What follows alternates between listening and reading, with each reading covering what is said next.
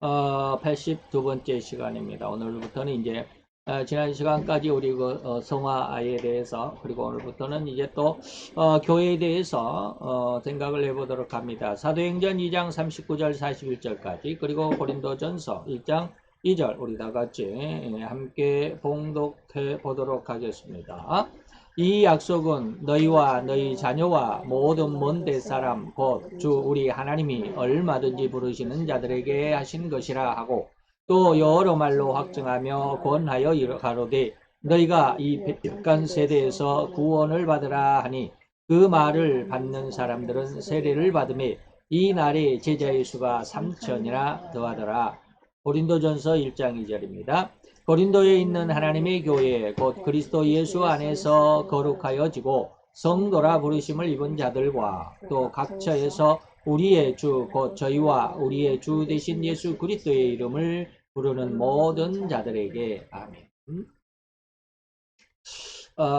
이제 오늘 이 말씀으로 오늘부터 이제 교회론, 오늘은 그 교회가 무엇인지, 그리고 유형교회가 또 무형교회가 또 무슨 내용인지를 생각해 보도록 하겠습니다. 교회에 관해서 구약에는 주로 부르다, 콜링이라는 어떠한 동사의 뜻에서 파생된 그런 단어를 썼고, 부르다라는 뜻만이 아니라 신약에서는 불러서 이제 구별하여 낸다, 불러내다 이런 뜻이죠. 이 두 명칭은 모두가 하나님을, 교회를 하나님에 의해 부르심을 받은 회중이다. 그래서 헬라어로는 에클레시아라고 그럽니다. 에클레시아라고 표현합니다. 로마 카톨릭과 신교는 우리 기독교를 말하죠. 신교는 교회의 본질적인 성질에 관해 견해가 조금 차이가 있다 이거죠. 구교를 카톨릭이라고 그러는데, 구교는 주교, 대주교, 추기경, 교황과 같은 고위 성직자와 함께 주로 사제들로 구성이 되어 있는 외부적이고 유형적인 조직체다라고 그 교회의 본질을 찾고요. 신교 우리 기독교는 이러한 외적인 관념을 벗고 깨고 성도들의 무형적이고 영적인 교통에서 그 교회의 본질을 찾습니다. 교회는 그 본질적인 성질에서 볼 때 모든 시대의 성도들 외에는 아무도 포함하지 않는다. 다시 말하면 교회는 불신자로서는 참가할 수 없다라는 거죠. 오로지 예수 그리스도의 영적인 지체가 바로 교회다라고 이렇게 말하고 있습니다. 교회의 정의를 보면 오늘은 이제 뭐 교회가 어떤 교회냐, 유형 있고 형태가 있고 무형, 형태가 없다라는 이런 교회로 나누어 볼 수 있습니다.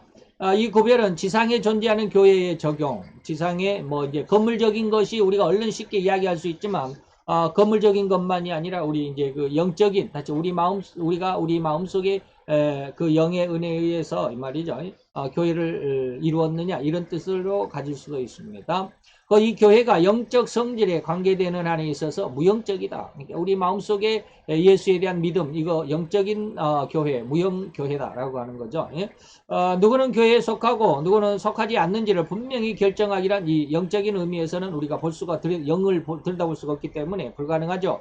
그러나 교회가 교인들의 신앙의 고백과 행위 면에서 말씀과 성례라고 하는 것은 설교를 듣고 또 뭐 성찬을 하고 또 모든 어떤 예식을 행하고 하는 이런 성례, 모든 사역 면에서, 또 교회의 외적인 조직과 정치 면에서는 유형적이다, 형태가 있다라고 하는 것이죠.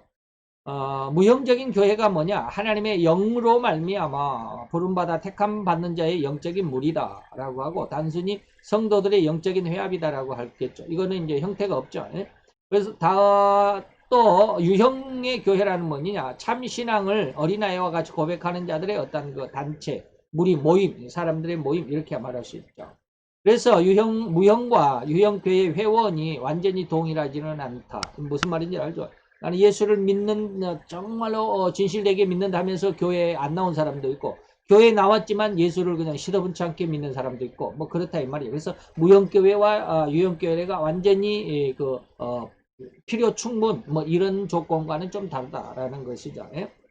오늘 질문을 한 3개만 우리가 보도록 하겠습니다. 질문 3개. 3개죠. 3개만 보도록 하겠습니다. 자, 교회는 어떻게 이루어질까요? 라고 하는 것이죠. 사도행전 오늘 본문으로 선택한 사도행전 2장 39, 41절 그리고 고린도에서 1장 2절 읽어봤으니까 자 우리는 이 질문에 대해 결코 인간적인 자원이 아니라는 것을 철저히 깨달아야만 한다. 내가 교회 나가고 싶어서 나갔다. 물론 외적인 형태, 내적으로는 우리가 그것까지도 무형교회에 소속시키지만 유형교회에서는 이것이 좀 자원을 해서 교회에 나간 것을 다 교회라고 말하지는 않는다. 인간 스스로가 원해서 성도가 될 수가 없다라는 것이죠. 다시 말하면 오로지 하나님께서 우리 마음속에 믿음을 주시고 불러주셔야만 한다. 다시 말하면 복음을 들어서 교회에 나오라라고 하는 그런 어떤 초청에 의해서 이 말이죠. 이런 전제가 반드시 필요하다라는 것이죠. 마태 8장 19절에 보니까 한 서기관 예수께 나온 말씀하시되 선생님이 어디로 가시든지 저는 쫓으리다 라고 했습니다. 이거 자원했죠. 근데 예수님이 이 사람을 거절을 했죠. 예? 요한복음 12장 20절 21절에 보니까 명절에 예배하러 올라온 사람 중에 헬라인 몇이 있는데 저희가 갈릴리 베세다 사람 빌립에게 가서 청하여 가로되 선생이여 우리가 예수를 배우고자 원하나이다 라고 했다. 그래서 예수님에게 갔더니 인자가 머리 둘 것이 없다라고 또 은근히 예수님께서 거부를 했습니다. 곧 이 기록에서 서기관이 아니죠. 서기관이나 예배하러 간 헬라인 몇 사람에게 주님은 은근히 거절하는 그런 상황들이 있습니다. 저들은 예수님을 따르는 수많은 무리들의 그 어떤 추종하는 것을 보고 은근히 자기들도 예수님의 제자가 되면 저렇게 많은 사람들에게 인기를 얻을 것이라고 하는 이러한 마음을 가졌기 때문에 주님은 이것을 이미 그들의 마음을 꿰뚫어 보셨다. 이러한 욕심적인 마음을 예수님은 거절했다라고 하는 의미를 우리가 해석할 수 있어야 합니다. 그러면서 주님은 주님을 따를 수 있는 자들의 성품을 말씀하셨으니 곧 이러한 성품이 먼저 전제되어야 된다. 물론 믿음 안에서 교회 안에서 하나님의 말씀으로 또 이게 변화를 받는 이 말이죠.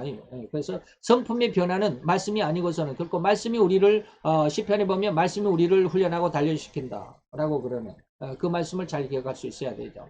진실로 주님을 따를 수 있는 자가 된다라는 것을 암시하는 것은 뭡니까? 그 성품이 변해야 된다 이런 뜻이죠.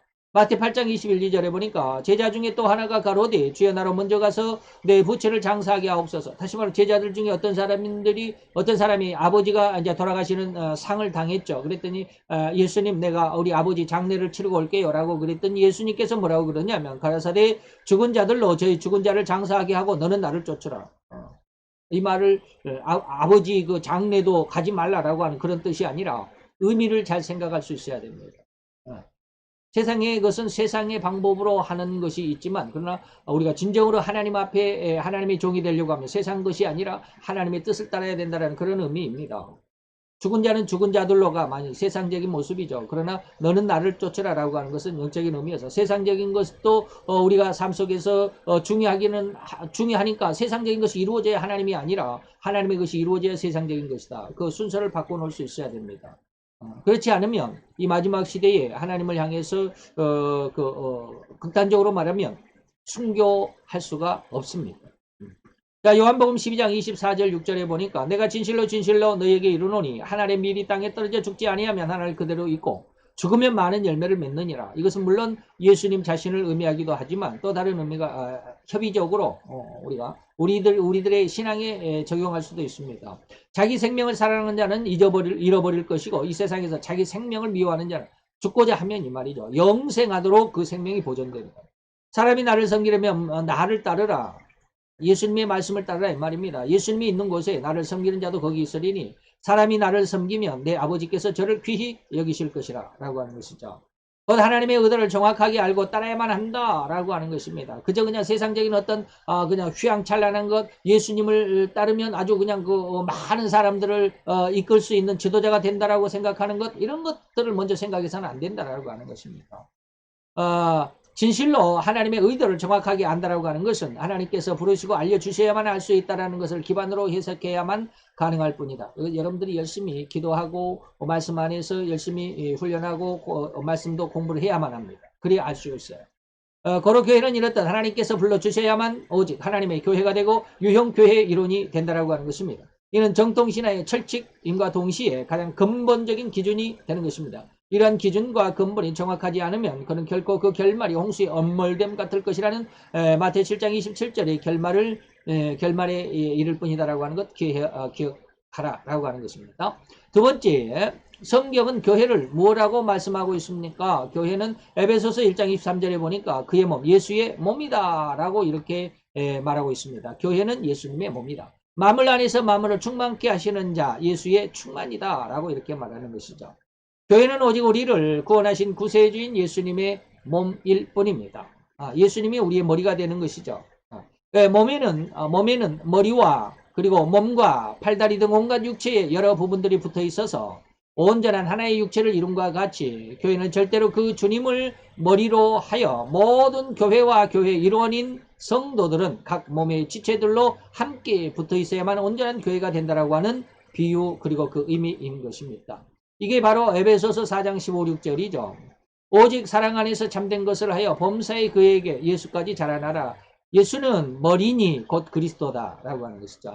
그에게서 온 몸이 각 마디를 통하여 도움을 입음으로 연락하고 상합하여 각 지체의 분량대로 역사하여 그 몸을 자라게 하며 사랑 안에서 스스로 세워간다 이 말이죠. 고린도전서 12장 4절 7절 은사는 여러 가지나 성령은 다 같다. 이런저런 은사가 많이 있지만 그 은사를 주시는 분은 성령이다. 직임은 여러 가지 직책이 있어요. 목사도 있고 뭐 교사도 있고 전도사도 있고 직임은 여러 가지나 그 직임을 주시는 주님은 한 분이시다. 다 같다 이 말이죠. 또 역사는 또 여러 가지로 나타나지만 뭐 신유의 은사다, 귀신을 쫓는 뭐 은사다 뭐 그러지만 모든 것을 모든 사람 가운데 역사하시는 하나님은 오직 한 하나님이시다. 각 사람에게 성령의 나타남을 주심은 그 사람을 유익하게 하려고 하는 하나님의 뜻이다라는 것이죠. 그 집을 지으려면 하나로 통째로 집을 지을 수가 없죠. 통째로 집을 짓는 사람은 없어요. 이런저런 수많은 재료들을 조합하고 짜 맞추고 끼우고 연결해서 이런 등등 수많은 작업을 거쳐서 가장 평안하고 가장 안락하고 평안할 수 있도록 내부 구조와 칸들을 막고 짓는 것이 아니겠느냐. 바로 그러하듯이 예수님을 우리 몸의 머리로 비유했고 또 세상의 모든 성도들은 각기 하나님에게서 받은 은혜와 은사로 인해서 자기의 맡은 바 일과 그리고 사명에 충성함으로써 집에 각각의 재료로 쓰임같이 주님의 사명과 사역에 함께 동참하고 참여하는 자가 되는 것입니다. 그래서 교회는 예수님을 머리로 삼고 그 머리에 붙어있고 그 연결되어 있는 각 지체와 같다라고 하는 것입니다. 교회가 어떤 의미인지 이해가 되시죠? 그러면 주인은 누구냐 이 말이죠. 교회의 주인은 오늘날 교회의 주인이 예수님 계시록 3장의 그 라오디게아 교회처럼 주인인 예수님을 쫓아내고 전부 사람들이 주인인 것 같죠. 우리가 돈 내가지고 우리가 교회를 지었으니까 몇 사람이 돈 내가지고 교회 건물을 지었으니까 우리가 주인이야. 그래서 우리가 교회 목사님도 우리가 초청할 거야. 이런 사람들이 많아요. 이것은 일면으로는 자기들의 그 어떤 헌신, 자기들의 어떤 재산, 자기들의 쉽게 말하면 살과 피와 땀을 이렇게 헌금을 해서 그것으로 교회를 세웠으니까 잘 유지하려고 하는 그런 마음은 이해가 되지만 자기가 그렇게 헌금했다고 해서 교회의 그 모든 행정, 모든 어떤 행사, 모든 일들을 이렇게 저렇게 하라라고 이렇게 말하고 그렇게 자기의 어떤 주관을 세우는 것은 좀 곤란한 일들입니다. 근데 많은 사람들이 오늘날 성도들이 제대로 배우지를 못해요. 그런 교회론에 대해서 제대로 배우지를 못하니까 자기가 교회 장로니까 자기가 교회에서 제일 뭐 11조도 많이 하고 헌금도 많이 하고 그러니까 내 말에 조금 이렇게 쉽게 말하면 말빨을 세워야 되는 이런 사람들이 상당히 많아요. 너무 많더라고요. 상당히 많은 게 아니라 너무 많아요. 자, 또 만물을 그 발 아래 복종하게 하시고 그를 예수를 이 말이죠. 만물 위에 교회의 머리로 주셨다라고 했습니다. 에베소 5장으로 넘어가서 23절에 보니까 이는 남편이 아내의 머리됨 같이 그리스도께서 교회의 머리됨과 같다라고 말씀하셨습니다. 마태의 16장 18절에 보니까 예수님께서 이렇게 말씀하십니다. 또 내가 내게 이르노니 너는 베드로라. 베드로가 반석이라는 페트라, 반석이라는 말입니다. 이 반석 위에서 예수님은 내 교회, 나의 교회를 세울 것이니 음부의 권세가 이기지 못할 것이다 라고 합니다. 교회의 주인은 오로지 예수 그리스도이십니다. 반석 위에 예수님께서 세우신다. 우리의 신앙 위에 이 말입니다. 잘된 신앙 위에, 정확한 신앙 위에 예수님이 교회를 세웁니다. 우리의 그 신앙 고백이 잘못되면 예수님은 그러한 심령 안에는 교회를 세우지가 않는다 해도 과언은 아닐 것입니다. 그 주님은 직접 주님께서 이 세상에 주님의 교회를 세우시겠다고 선언하신 것임을 기억하고 있지 말아야 할 것입니다. 그러나 그럼에도 불구하고 인간의 욕심과 야망은 스스로의 재물로 인해서 세운 교회의 건물이기 때문에 또는 교회 내 휘황찬란한 집기들 또 예배의 도구들을 이렇게 만들어 놓고는 마치 그것이 자기들의 큰 업적인 양 거들먹거리는 형태를 범하고 있는 것은 부인할 수가 없습니다.